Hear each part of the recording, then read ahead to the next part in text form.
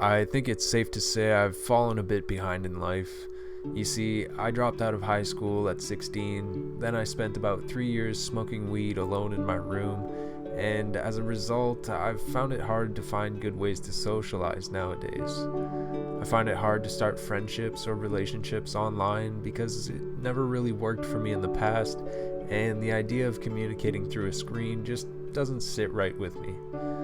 I've tried going to bars and clubs to meet people, and while I've had some good experiences, I never hear from those people after the fact, and to be honest, I don't really like the idea of making friends in a loud place where I'm under the influence.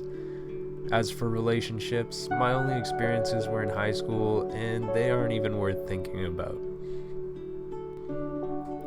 With all that said, I feel like an exile sometimes. I mean, I do still have all those friends from high school. I maybe talk to 10 of them regularly, but when it comes to close friends that I can have a serious conversation with, I have maybe 3 or 4. Now, you might hear that and think it's not all that bad, but the time I spend talking to these friends is mostly online, and like I said, I don't enjoy talking to people online very much because it just reminds me that I can't ask them to hang out on any given day and make that happen. Because of all this, I'm pretty excited to finish high school and finally move on to college. If you didn't know, I was in and out of mental wards for a couple years because of my weed habits, so that set me back quite a bit. And when I tell people that, I feel a shift in the conversation. People are quick to make assumptions, or they just don't understand why that's affected my life so much. So let me try to explain it a little from my point of view. My first admission was back in 2019, right around the start of the pandemic. This global shift kind of set me off mentally alongside the couple years of smoking weed daily. And I mean all day, every day. I remember I was already in a pretty depressed state when I started to think and act a little different. It was the start of a roughly 2-year-long battle with my mental health, and throughout those 2 years I did some pretty stupid things that to this day fill me with dread and regret.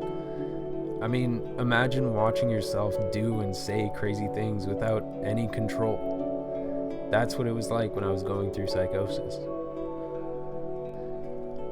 So, for the past year and a half, I've avoided smoking weed, and I've done lots of work on myself to try and get back to where I was prior to all the mental health stuff. A big part of this has been the content I watch and listen to online. I try to avoid videos on conspiracy theories and music about violence, and I've gotten into hearing about other people's struggles and adventures. I find it inspiring to see other people take their lives into their own hands and try to make the best of it. So, what can I do to help myself in terms of socializing face to face with people? Well, I could just power through the loneliness until I'm finished high school and can go on to college. I could sign up for dating apps. I could join some local Facebook groups. There's a lot that I could do to try and form some new friendships, but I think I'll just focus on school for the time being, get that out of the way so I can go on to college, and maybe in the meantime I'll try and find some part-time work to make some money because capitalism, and I think I might try out some new things in the coming months to try and find opportunities to make some new pals.